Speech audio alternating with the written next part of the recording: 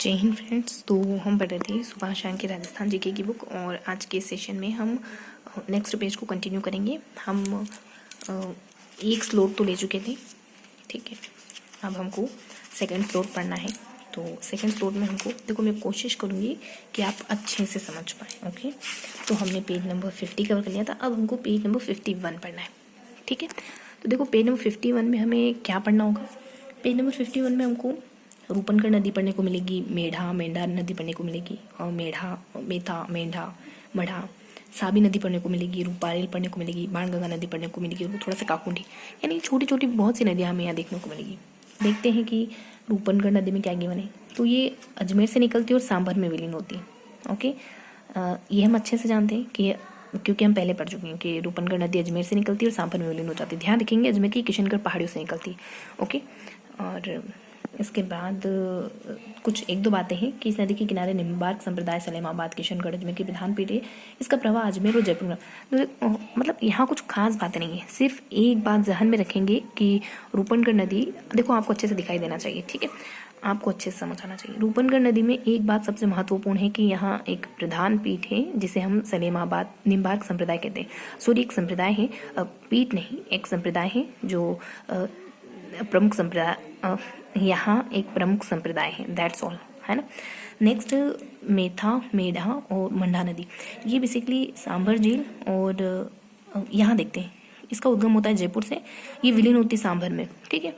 तो बहुत ज़्यादा डिफरेंस नहीं है दोनों में, जयपुर से निकलती है और सांभर में विलीन हो जाती है, और ऊपर वाली अजमेर से निकलती है और सांभर में विलीन हो जाती है, दैट्स ऑल। यहाँ की यूनिक बात यह है कि इस नदी के किनारे लूणवा नामक स्थान पर लूणवा के जैन मंदिर मौजूद है। जैसे वहाँ यूनिक बात है कि वहाँ एक निम्बार्क संप्रदाय है, और यहाँ एक यूनिक बात यह है कि लूणवा जैन मंदिर है, दैट्स ऑल, है ना। बहुत ज़्यादा कुछ नहीं है, एक एक यूनिक बात ध्यान रखेंगे। अगला ध्यान रखेंगे, पता है बिल्कुल सिमिलर है। यहाँ ऊपर भी 3 जिले गिवन थे जहाँ ये नदी बहती है, और यहाँ भी 3 जिले गिवन है जहाँ से होकर ये नदी बहती है। कौन कौन से हैं, तो यहाँ जयपुर ग्रामीण है, तो यहाँ डीडवाना कुछ। इतना ध्यान रखें कि एक एक पॉइंट है महत्वपूर्ण, कितना, सिर्फ एक पॉइंट। आगे बढ़ेंगे, साबी नदी में क्या गिवन है। देखो, साबी नदी में ये है कि साबी नदी सेवर की पहाड़ियाँ कोटपुतली से निकलती है, चाबी, है ना। ऐसे ध्यान रखेंगे कि ये कोटपुतली से निकलती है और ये हरियाणा में जाकर लुप्त होती है। ये थोड़ी यूनिक नदी है, राजस्थान से निकलती है और हरियाणा में लुप्त होती है। ओके, और इसकी यूनिक बात है कि जोधपुरा सभ्यता विकसित हुई जहाँ हाथीदांत कि इसके किनारे एक सभ्यता मौजूद है, एक सिविलाइजेशन मौजूद है, जोधपुरा सभ्यता, ठीक है। और यह नदी कोटपुतली, बहरोड, मुंडावर, बावनासुरा, तिजारा तथा किशनगढ़ बास तहसीलों से बहती। प्रवाह क्षेत्र जिले कोटपुतली, बहरोड, खेड़तल, तिजारा, है ना। तो तहसीलें तो थोड़ा सा स्किप करेंगे, ध्यान रखेंगे कि कोटपुतली, बहरोड, खेड़तल, तिजारा, कोटपुतली बहरोड से तो निकलती ही है, तो वहाँ से तो बहेगी बहेगी। एक खेड़तल तिजारा से बहती है। प्रवाह क्षेत्र बता रखे और यूनिक बात बता रखी। तो इन तीनों नदियों में आप देखोगे ना, तो तीनों में कहाँ से निकलती है, कहाँ विलीन होती है, तीनों की एक एक यूनिक बात, और तीनों में इसके प्रवाह के इलाके, है ना। तो ये 3 पॉइंट गिवन है, महज ये 3 पॉइंट गिवन है। ओके, अब यहाँ देखेंगे रूपारेल नदी को। रूपारेल नदी में यही ठीक उद्गम होता है इसका, उदय, है ना। रूप का उदय और अस्त होना, रूप तो उदय भी होता है, अस्त भी होता है, ऐसे ध्यान रखेंगे। रूपारेल उदयनाथ की पहाड़ियाँ थानागढ़ तहसील अलवर से निकलती है। रूपा का पति, ऐसे कुछ ध्यान रखेंगे। विलुप्त होती है भरतपुर में, ये ना पूर्वी राजस्थान की नदी है रूपारेल नदी, अलवर से निकलती है, भरतपुर में विलीन हो जाती है। और इसका प्रवाह क्षेत्र कौन कौन सा है, तो यह नदी अलवर, डीग और भरतपुर में बहती है, ठीक है। अलवर भरतपुर के अलावा थोड़ा सा एक इलाका ध्यान रखेंगे, डीग, दैट्स ऑल। इसके अलावा सभ्यता कौन सी है, तो नोह सभ्यता ध्यान रखेंगे, लोहा, ठीक है। तो सब में एक एक आधी यूनिक बात है, दैट्स ऑल। इसके अलावा यहाँ देखेंगे बाणगंगा नदी में, तो बाणगंगा नदी में हमको क्या पढ़ने को मिलेगा। देखो, बाणगंगा नदी ना अर्जुन की गंगा वगैरह वगैरह। देखो, बाणगंगा नदी ये निकलती है बेराट की पहाड़ियों कोटपुतली बहरोड से, और मिल जाती है ये फतेह। इसका अंतिम छोर कौन सा है, इस नदी पर जमवा रामगढ़ बांध एवं अजान बांध निर्मित है। इस नदी के द्वारा घना पक्षी विहार की आपूर्ति होती है। वर्तमान समय में यमुना नदी के पूर्व की ओर खिसक जाने के कारण बाणगंगा भरतपुर की सीमा में ही समाप्त हो जाती है, जिसके कारण से अमृत नदी कहते हैं या अंतरपुरा की नदी है। ठीक है, बाणगंगा निकलती है बेराट की पहाड़ियों से और ये विलीन हो जाती है उत्तर प्रदेश यमुना नदी में विलीन होती है। यूपी जिले की यमुना नदी में विलीन हो जाती है। ओके, इस बीच ये जयपुर, दौसा, भरतपुर है ना, इस बीच ये 3 जिलों से होकर बहती है और उनकी ट्रिक होगी अपनी जयपुर, दौसा, भरतपुर, JDB जद है ना, ऐसे करके थोड़ा सा एक JD और B। तो ये बहुत बेसिक इन्फॉर्मेशन है जो हमने कवर करी है ना। और इस नदी पर जमवा रामगढ़ बांध है। तो 1 मिनट रुकेंगे, फिर देखते हैं हम कि हाँ, तो क्या ध्यान रखेंगे, बस इतना ध्यान रखना है कि ये इस नदी पर जमवा रामगढ़ बांध जयपुर में बना हुआ है, अजान बांध भरतपुर में बना हुआ है। तो मतलब बांध है इस नदी पर अच्छे खासे है ना। अर्जुन की गंगा, ताला नदी, रुंडित नदी ये इसके उपनाम है। तो कुछ खास बातें नहीं है। काकोंडी नदी, ये नदी बंद बारेट भरतपुर का निर्माण करती है। ठीक है, तो देखिए दोहराओ एक बार कि आपने क्या क्या पढ़ा। देखो, हमने बाणगंगा नदी पढ़ी हाल फिलहाल में, और ये निकलती है अपने अलवर से निकलती है, जो भरतपुर में जाती है शायद तक। ठीक है, ये जो बाणगंगा नदी है ना, इसमें बहुत से बांध है, बहुत से बांध बने हुए हैं। एक रूप पता नहीं कौन से जमवा रामगढ़ जयपुर में है और ये सब है ना। और रुंडी, ताला, अर्जुन की गंगा, ये सारे नाम है इस पे, बहुत से नाम है इसके, बहुत से बांध बने हुए हैं इस पर। केला देव घना पक्षी विहार है यहाँ। ये अहम बातें हैं इसकी बाणगंगा नदी की। तो क्या क्या पढ़ा हमको रिवाइज तो करना होगा ना एक बार। तो बाणगंगा नदी के बारे में हमने ये मतलब 2-4 बातें रिवाइज कर ली अच्छे से। इसके अलावा और क्या ध्यान रहा आपको, एक मेंथा नदी, मेढ़ा नदी, एक यहाँ 3-4 नदियाँ आई थी है ना। उन तीनों में ये बताया गया था कि ये नदियाँ कहाँ से निकलती है, कहाँ विलीन होती है, किन किन जिलों में होकर बहती है, उनके किनारे कौन सी अहम मतलब यहाँ और कौन सी अहम बातें हैं उन नदियों को लेकर के है ना। तो एक में तो सभ्यता अहम आती है, एक में शायद कोई बांध वगैरह हो सकता है, एक में कुछ और हो सकता है। लेकिन हमने ये पढ़ा था कि 3 चीज़ें कॉमन थी सब जगह, कहाँ से निकलती हैं, कहाँ विलीन होती है, किन किन जिलों में बहती है, और कोई एक विशेष बात थी। इतना ध्यान रहा हमको फर्स्ट रीडिंग में, दैट्स ऑल। ठीक है, तो इतना ध्यान रहा तो बस उसी को दोहराएंगे अपन। साबी नदी है, रूपारेल नदी है ना, एक रूपनगढ़ नदी है। ठीक है, तो ये 2 शब्दों वाली नदियाँ हैं और यहाँ बड़े बड़े नामों वाली, ये बेचारे छोटे छोटे से नामों वाली नदियाँ हैं, बड़े बड़े से नामों वाली नदियाँ, ऐसे ही ध्यान रखेंगे अपन। नहीं ऐसे मतलब चित्रों में ध्यान रहता है हमको, तो चित्रों के थ्रू ध्यान रखेंगे, कोई दिक्कत नहीं। ठीक है, तो रूपनगढ़ नदी तो हमने दोहरा ही ली। रूपनगढ़ है, साबी है, और मेंथा है और साबी है ना। मेंथा नदी और साबी नदी है, ये ध्यान रखेंगे अपन। और सामने की तरफ रूपारेल नदी है और बाणगंगा नदी है। ठीक है, क्या क्या है, रूपारेल नदी और बाणगंगा नदी। तो इसमें क्या क्या बातें ध्यान रखेंगे आप। हाँ, तो बस फिनिश करते 1 मिनट में। ठीक है, तो अपनी ये मेढ़ा नदी हो जाती है, ये निकलती है अपनी कहीं, कहाँ से निकलती है, सामर से निकलती है और कहाँ से ले जाती है, ये अपने जयपुर से निकलती है, जो सामर जिले में विलीन हो जाती है। जयपुर, अरे ये मेढ़ा नदी बहुत आसान है, जयपुर से निकलती जयपुर में विलीन हो जाती है। ठीक है, इसके नीचे वाली साबी नदी, ये कोटपुतली, ये बहुत मतलब ये उतनी आसान नहीं है यार। ये अपने राजस्थान से निकलती है, हरियाणा में जाकर मिलती है। ठीक है, और रूपारेल नदी अलवर से निकलती है, जो भरतपुर, ये तो चलो पूर्वी राजस्थान की है तो ठीक है। ये भी लगभग मिडिल राजस्थान की है, जयपुर से, जयपुर में ये अपने रूपारेल पूर्वी राजस्थान की हो गया, अलवर से भरतपुर तक जाती है। ठीक है, नीचे साबी नदी है जो अपने राजस्थान से निकलती है लेकिन जाती है हरियाणा तक है ना। कोटपुतली की बाणगंगा नदी अपन अच्छे से जानते ही हैं। ठीक है, तो मेढ़ा नदी अपने राजस्थान से राजस्थान तक की। क्या अहम बात है भाई इसमें, मंदिर मस्जिद बने हुए हैं आसपास में, दैट्स ऑल। साबी नदी की क्या अहम बात है भाई, कि सभ्यता है यहाँ, एक सभ्यता है यहाँ पे, ये अहम बात है भाई, ये कोई कम बात है क्या, अहम बात है, बिल्कुल अहम बात है। रूपारेल की क्या अहम बात है, जो अलवर से जो भरतपुर तक जाती है, यहाँ जोधपुरा सभ्यता है तो यहाँ 9 सभ्यता है, ये भी कोई कम बात थोड़ी ना है क्या। यह सीकरी बांध एवं मोती झील में जलापूर्ति करती है। इसका उपनाम रूपनारायणी है। सीकरी बांध, इस बांध के द्वारा नगर, कामा तथा डीग के बांधों को भरा जाता है। यह नदी अलवर और डीग तथा भरतपुर में थी। ठीक है, तो मोती झील है यहाँ, सॉरी 9 सभ्यता है यहाँ, बाकी बाणगंगा को तो जानते ही हैं। ठीक है, तो क्या क्या पता चला। अब फर्स्ट बार पढ़ लिया है, देख भी लिया है अच्छे से, अब रिवाइज करते हैं। देखिए, तो भाई रूपा नदी के बारे में पता चला कि ये अपने राजस्थान से, राजस्थान की नदी है ना। यहाँ है ना एक सभ्यता है, मंदिर है, लूणवा मंदिर। नीचे वाली जो साबी नदी ना, वहाँ सभ्यता है, सुनारी सभ्यता थी क्या, जोधपुरा सभ्यता, साबी नदी। और जो रूपारेल नदी है वहाँ 9 सभ्यता। बाकी तो अपनी ये वाली नदी है ही सही। इसके अलावा तुमको और क्या ध्यान रहा, चलो बताओ। इसके अलावा जो पहली नदी थी उसके बारे में मुझे ध्यान रहा कि ये जयपुर से, जो जयपुर तक ही जाती है ना, जयपुर से निकलती सांभर में नहीं हो जाती। इसके बीच में ना एक और जिला आ रहा था, मतलब प्रवाह क्षेत्र मुझे थोड़ा थोड़ा ध्यान आ रहा है, एक और जिला है।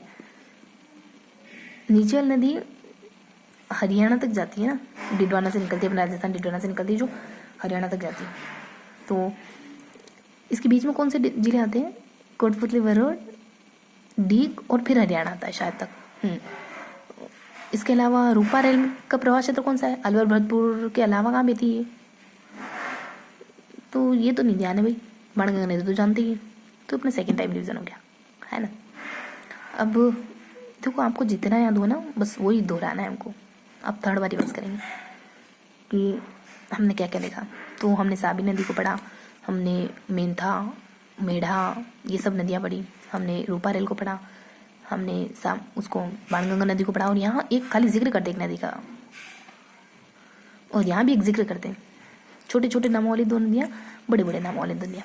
लास्ट बार रिवाइज करें, जयपुर से निकलती, जयपुर में विलीन हो जाती, और यहाँ पे मंदिर बना हुआ है, लूणवा के मंदिर है। ये अपने राजस्थान से निकलती, जो हरियाणा तक जाती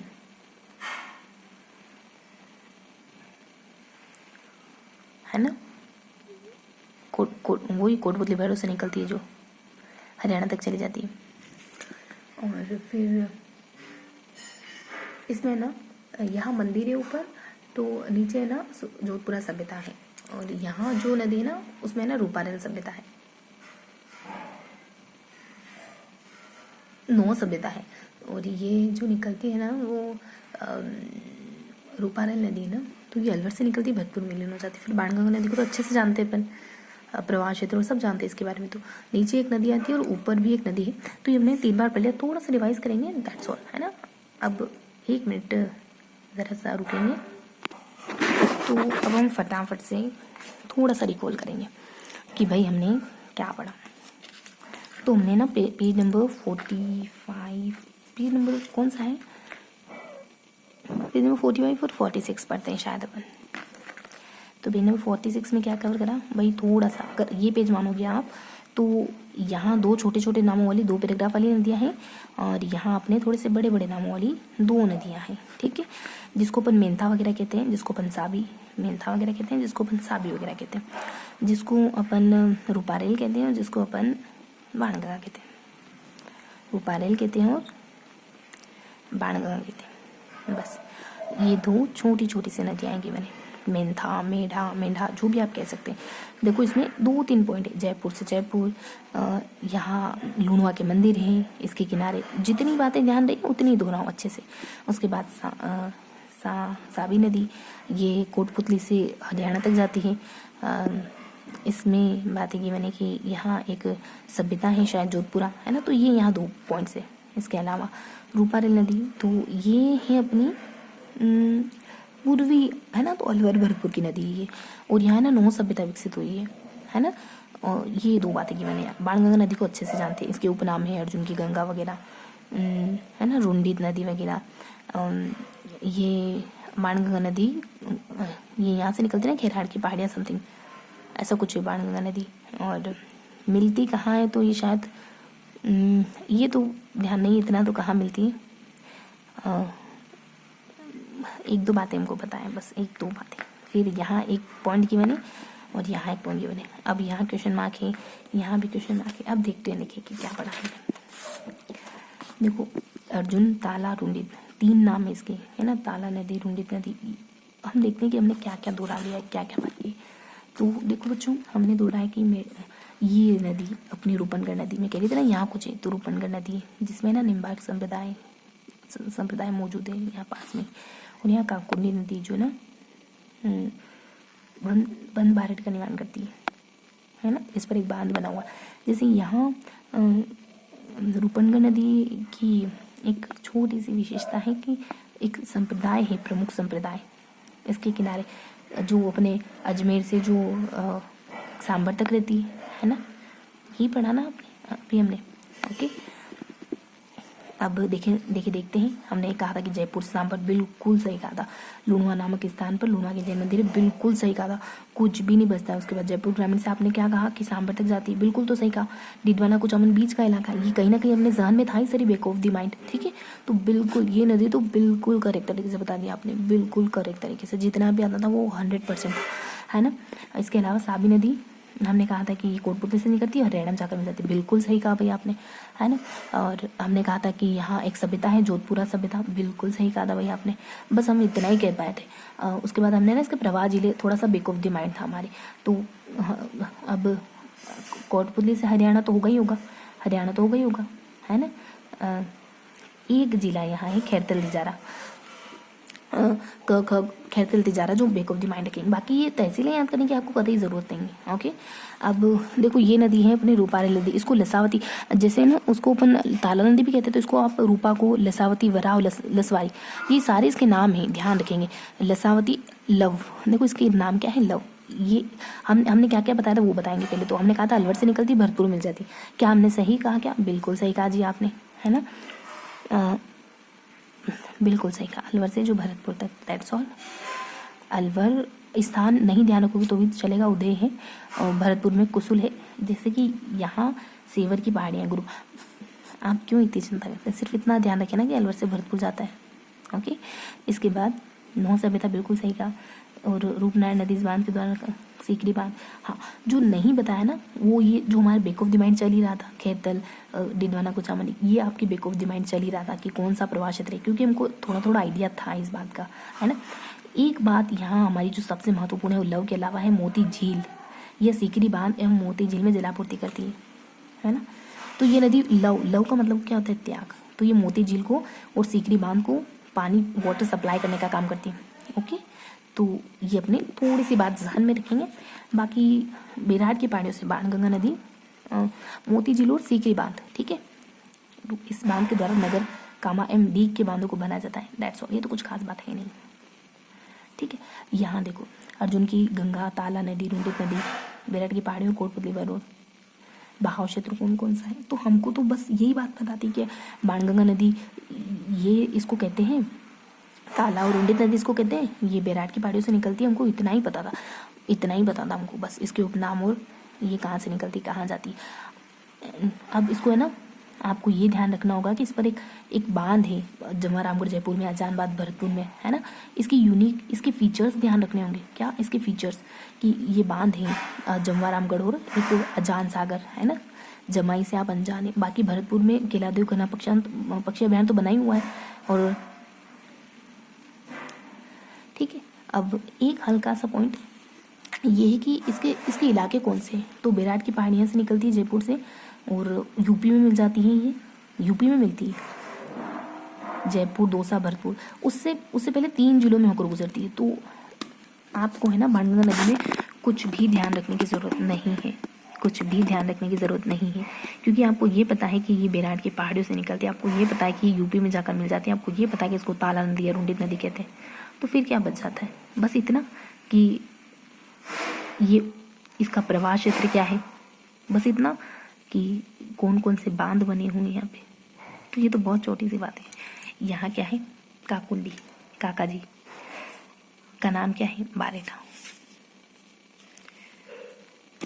तो ये था आज का सेशन, मिलते हैं इसी किसी अगले सेशन में, तब तक के लिए जय।